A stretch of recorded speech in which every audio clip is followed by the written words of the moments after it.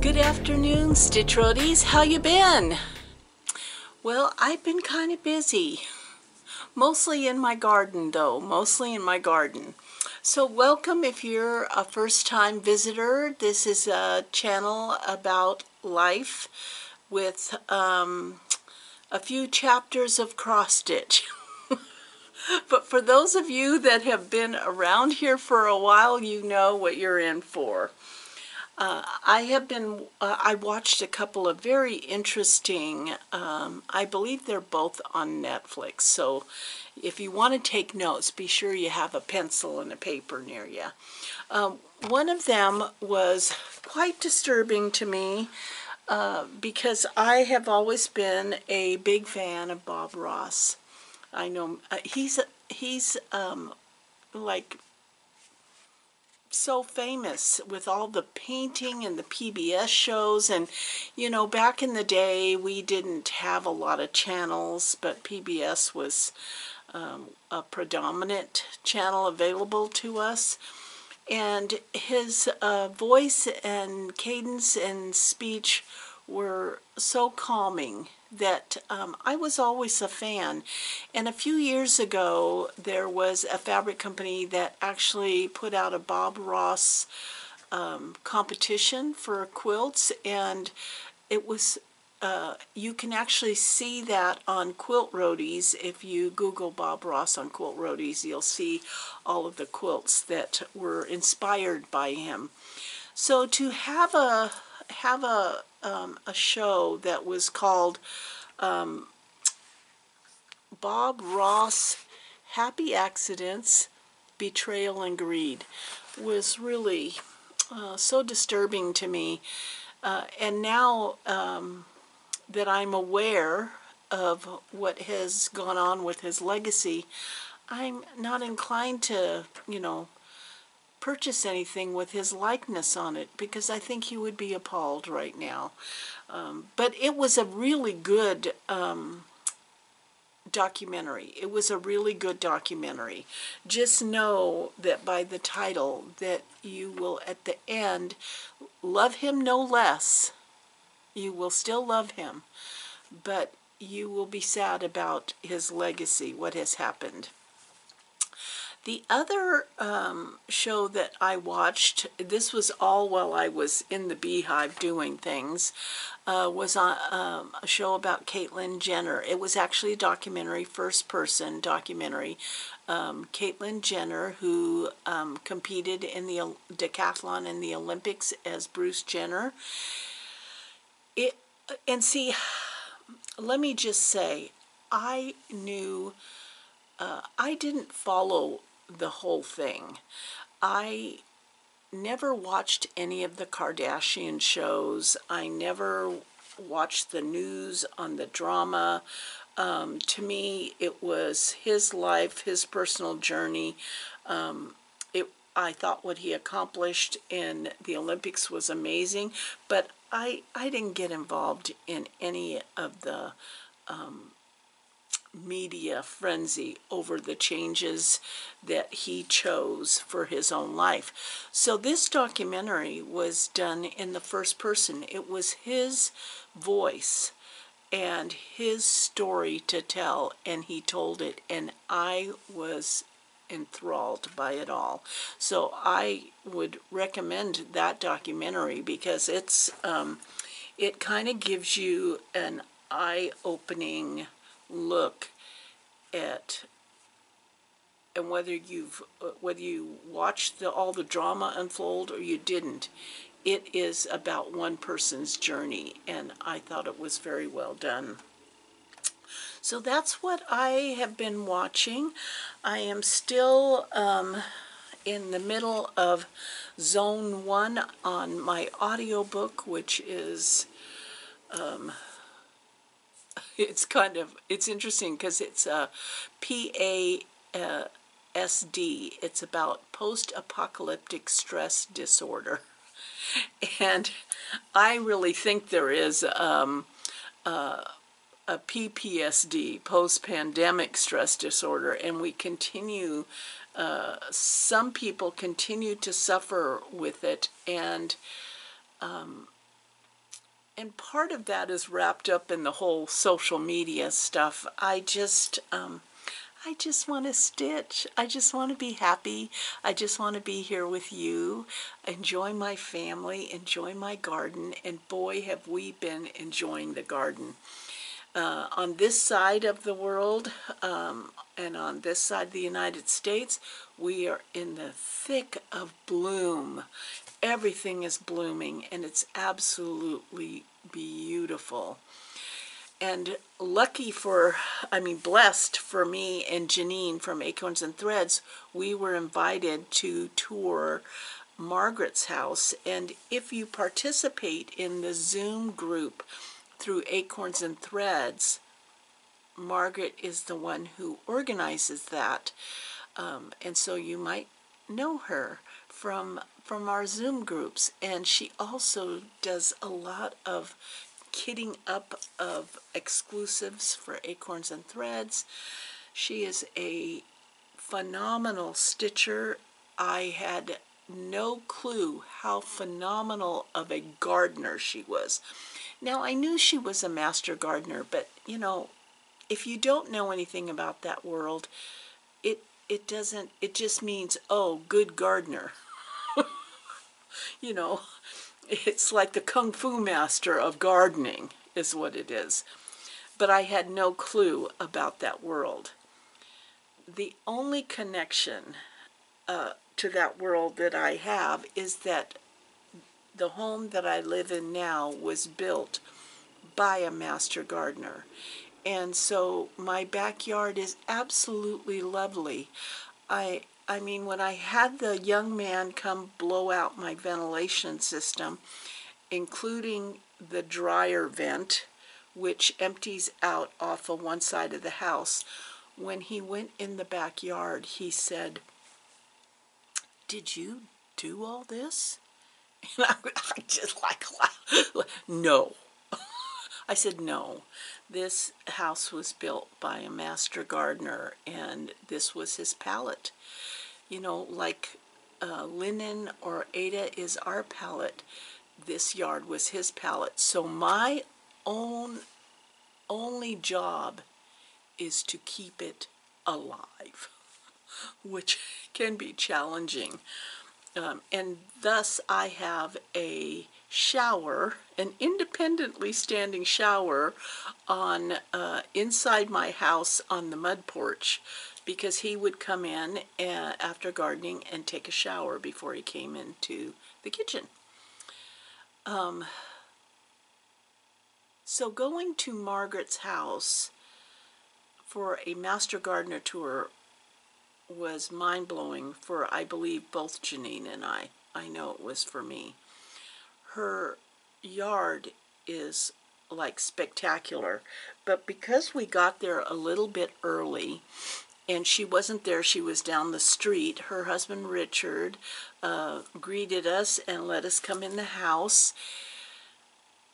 And the amount of cross stitch. Now, I knew I stitch with Margaret regularly, and I knew that she finished a lot. I had no clue. I had absolutely no clue. And then when I viewed her, you know, Janine and I just kind of walked around the yard ahead of the tour. I asked Janine, how do you think she does it? I mean, maybe she's not human. I mean, how does she get all that cross-stitch done and create an environment at her home that is absolutely lovely? I am not sure. I'm not sure how that's done. But it became quickly apparent to both of us that we were out of our element, because when she came back and the Master Gardener tour started, there's all these master gardeners talking about plants. So they don't look at plants the way we do. I mean, if you're not a master gardener, let me just explain that, you know, like when us normal people look at plants, like when we go to the garden center, we're like, oh, pretty. I like the color. Let me just look at the tag. Sun, no sun. Partial sun. Wonder if I could get away with putting it in this spot. I like this one. And we buy it. No. A master gardener knows all about the science of the plant. And so when she was giving the tour, she would stop and she'd talk about this plant in terms of, like, what's its cousin, what's its genealogy, you know, why she put it there, and what it takes to keep it alive. You know, I walk out every spring and go, oh, you're back. Thank goodness. You know, with no sense of knowing what was going to happen. It's like, so about halfway through, we could tell, Janine and I could tell we were totally out of our element. Now, if you walk into Acorns and Threads and ask Janine about floss dye or fabric dyeing or specific designers, that's her world. This was not, but it blew my mind. And since then, I've been infected, and so I cannot go to anywhere without buying a plant or a pot. And I have not been getting cross-stitch done because I've been spending all my time out in the garden. That's because of Margaret. Okay, so now let's move on from that. The designated stitch is still designated stitch. I have found something interesting, though. It's not as fun as my previous two designated stitches.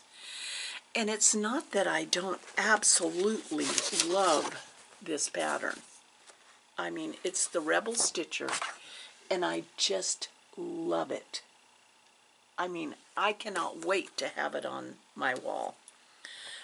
What I'm finding is that for whatever reason,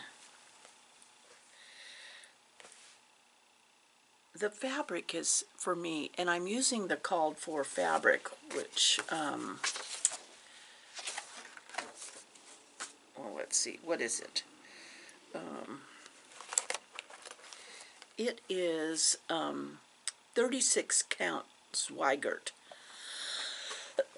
Edinburgh linen, and it's lovely. I mean, it's not anything, excuse me, it's not, it doesn't have anything to do with the chart or the fabric. It's actually how I relate to it. So I've been plugging away. I am not giving up. I want this on my wall. And it probably isn't going to show up as beautiful as it is, but the yellow does show up more in person, not like on here. But there's something challenging for me in stitching on this.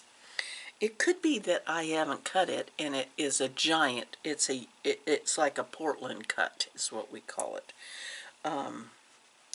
And I know that once I get this little braid thing here across done, and I get to start putting some names in here, which should be soon. Of course, Quilters Affair is coming up, and this isn't something that I would take camping. It's too, I would have to cut the fabric, and I'm not ready to do it. So when I'm on a camping trip, this will not travel with me. So in that interim, it will not be designated stitch. It's not camping worthy. I just can't wait to get it done. I can't wait to get it done. The other thing that I was stitching on was, as you know, Margaret and Julie and I are doing this 12-month mini at, we'll bring it to Acorns and Threads when we stitch together. Of course, they are better focused than I am, but I am meeting the goal of the month. Not meeting any other goal. This will be the first month that I don't get all the stars that I want. But here's the June one, and I have a bit more of the fiddly stitching to do. And I'm kind of pondering, because there's a gal who used to be the finisher at Acorns and Threads, but now is not the finisher there, but does teach classes there. Jolynn, for those who might know her, she thought that it might be cool and showed us these made into cubes rather than pillows. I find that intriguing. I think the finishing of things is, it doesn't have to be like the pattern. It could be whatever you want it to be. The other thing I was stitching on was one that I can't show you because there is no picture. It's just a chart that Beth Twist charted for me for my anniversary start, and so that I can get it done by September. It will be our 47th anniversary. Such an amazing journey. It has been such an amazing journey. It is hard to believe. It is hard to believe that what makes it worse, no, that sounded awful, didn't it? No, but what makes it more surprising is that means I am going to have a 45-year-old child this year.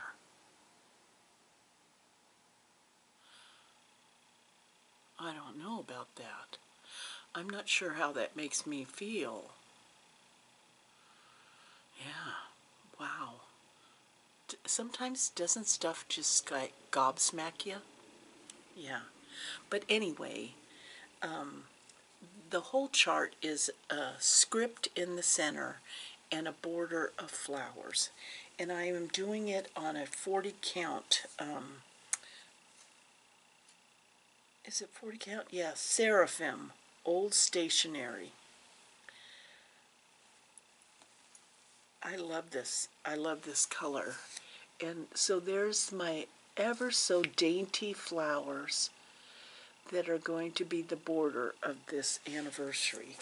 So when I get it done, I will ask Beth if she's going to publish it, and then I think many of you will be interested in it. I am acknowledging the fact that no, I will not be getting all of my stars this month with only a week left and a camping trip and Quilters Affair having to prep for that. I will not be getting all my stars, but I've decided to be gentler with myself.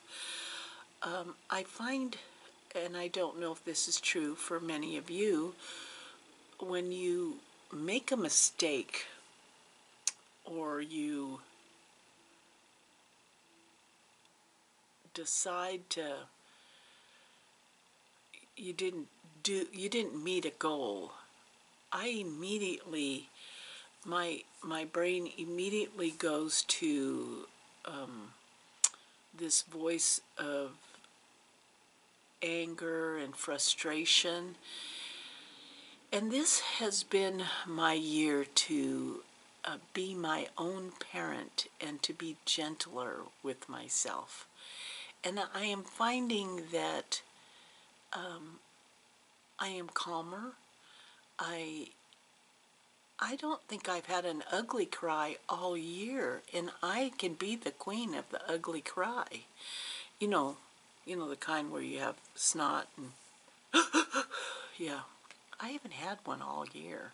So I think that these conversations I have with myself this year are gentler, gentler. And I hope that that in turn makes you think about how you talk to yourself. Because sometimes in the past, the things I would say to myself, I would never say to another person. So, yeah. I read all of the comments. The winner of, I shouldn't say the winner, but the choice between the two Paris charts was this one, the full coverage mini. And I have the fabric already ready. Oh, it's in here. And I was telling Janine that how in the last floss tube I had said it looks like a postage stamp. And some of you said you should make it a postage stamp. So I asked Janine how to do that, and she explained to me how I can make it a postage stamp. So I'm going to give that a try. So this will be my Olympic start. I'm very excited about that. And I've had this desire, this screaming desire to start new things. Yeah. None of this, you can't start it. I mean, I still have empty project bags. Not that I don't have a million of them, but I still have empty ones. And so let's see what happens, huh? I hope some of you will join me in the stitch along with the Fat Quarter Shop. I am participating in this. I can guarantee you it is beautiful. And I wanted to participate because the colors would not be normally what I would pick for Star of Wonder, but they are beautiful, absolutely beautiful, and I'm very excited. And it's not a big project. So if you go on the Fat Quarter Shop and sign up, you can be ready for that July 1st start, and that's hashtag Star of Wonder Sal.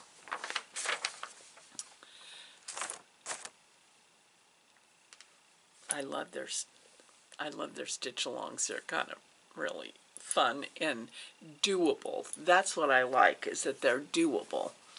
I got my hair cut, but it's kind of driving me crazy. It's like flying all over. I'm used to that over on the other side of the mountain because it was so dry over there, your hair just kind of flew all over. But not so much here. I also had asked in the last floss tube about the fabric.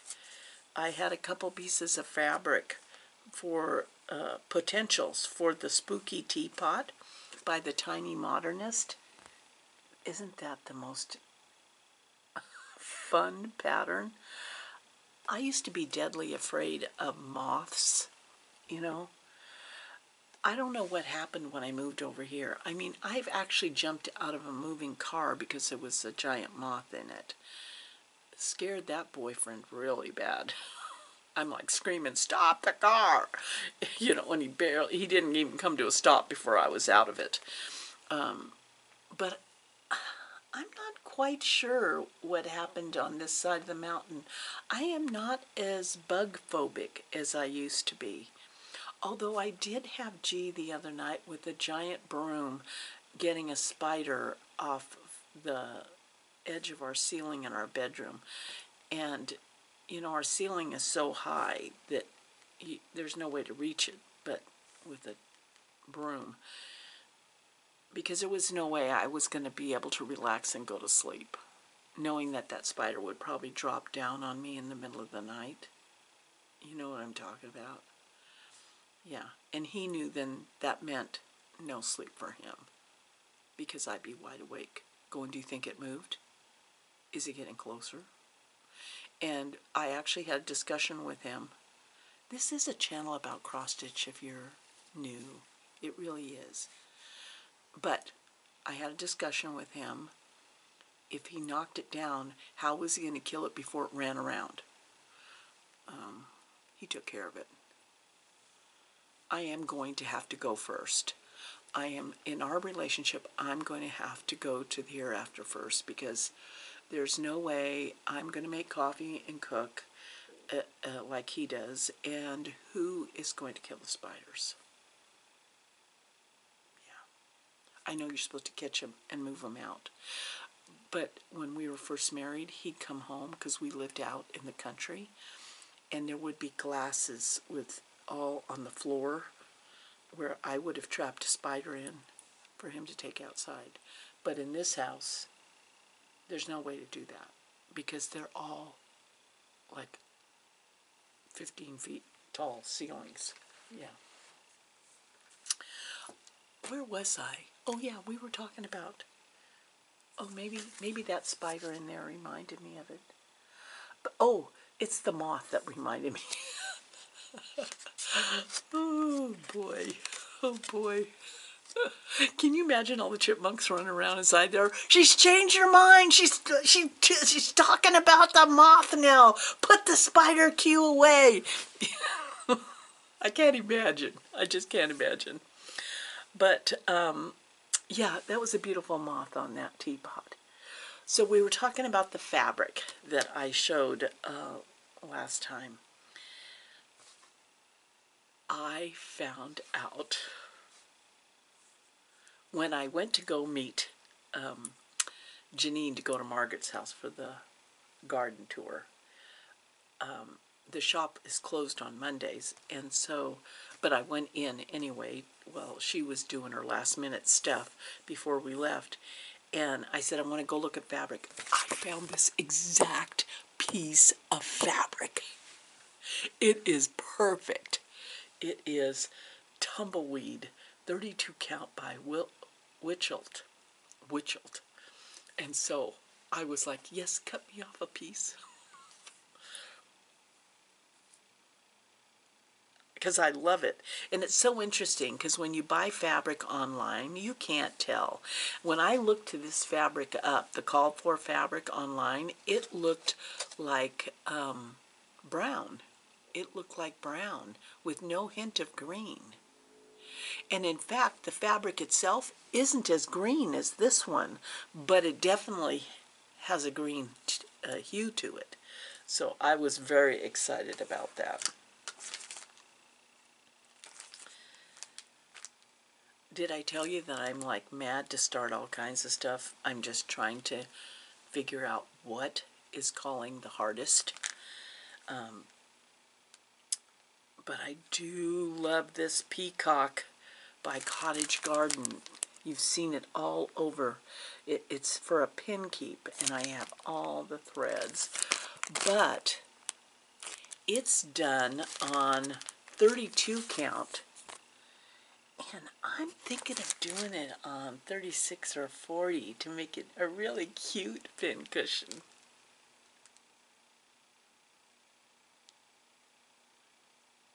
And wouldn't it be cute to put a little beads right here? I don't know. Maybe I'm making myself crazy that way.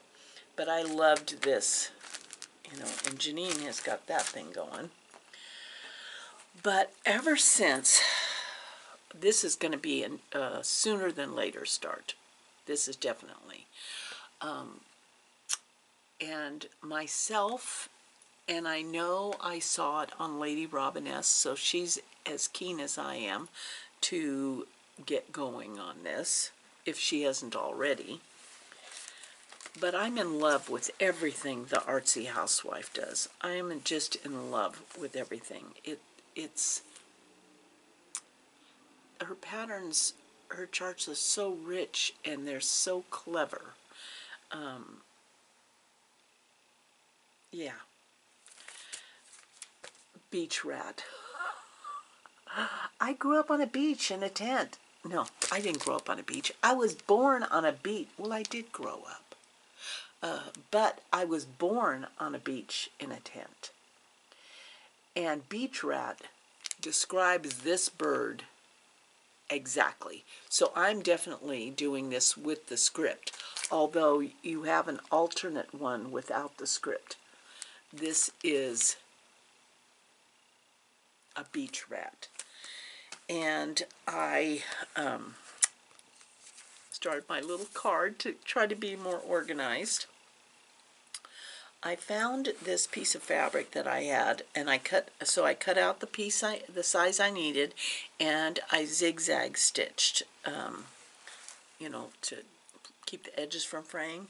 And it's 40 count vintage country mocha Newcastle, 40 count. And the reason I loved this was because it looks like sand. It's got that beach sand look to it.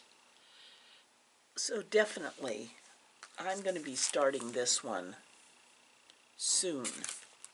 Maybe before we meet again. Maybe before. And so I have it in my woody bag. And very excited about this one. I've decided not to limit myself to whatever the heck I want.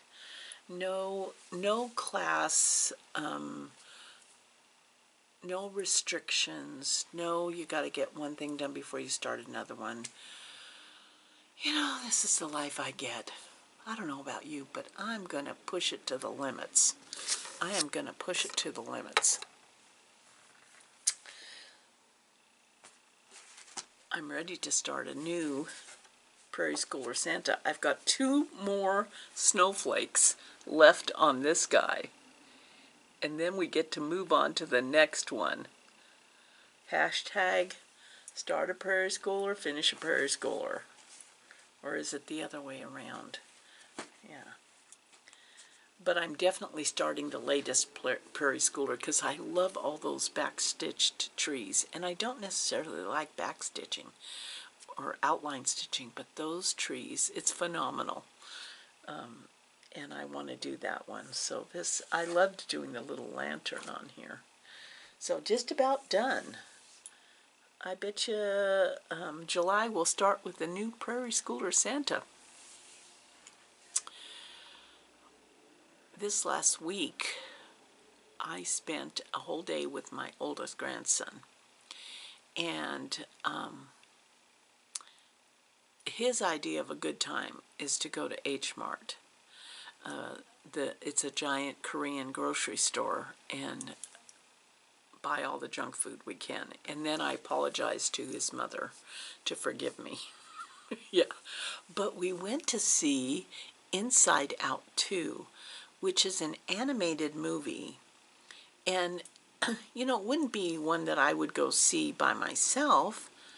But now I'm thinking maybe I should be a little more open to these things. There seems to be more animated movies coming out than real in-person movies. But this particular movie, I never saw the first one, so I have nothing to compare it to. But Inside Out 2, I actually was crying. I was crying. And so it made me feel better that Trevor Noah, who is one of my favorite people, was doing a stand-up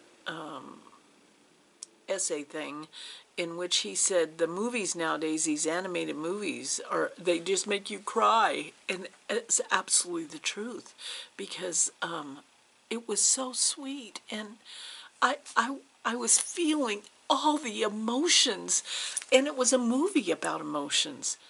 You know, whoever did all that work really is talented, really is talented. So I would encourage you to see that, even if you don't have a kid to disguise yourself with as a reason to go. But it was really good, really good. Yeah. So we enjoyed that. And then he did some, at the mall, they have this thing where a guy straps you in to this harness and you jump off of this giant inflated mattress and you do all kinds of Cirque du Soleil acrobatic things. Well, he was having the best time, and then all of a sudden he says, I feel like I'm going to throw up. And I said, don't be throwing up on his mattress. This is bad for business. But he didn't. He didn't. And he loved it. He loved it. So it was a fun day to spend with him. Yeah, it was a fun.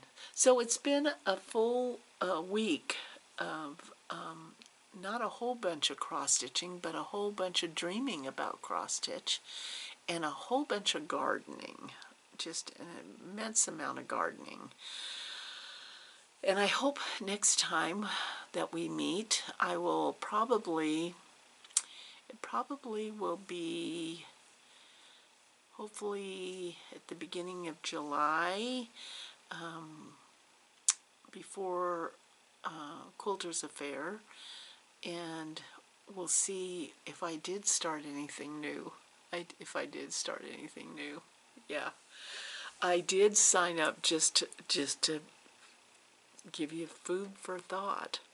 I did sign up for the Stitching Cruises email list. I want to go on a cross-stitch cruise. Unfortunately, the 2025 cross-stitch cruise is filled, and the waiting list is so long, they're not even letting you sign up on the waiting list.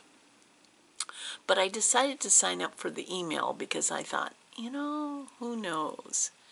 And having gone to a cruise to Alaska before that had nothing to do with cross-stitch, it was one of my favorite cruises.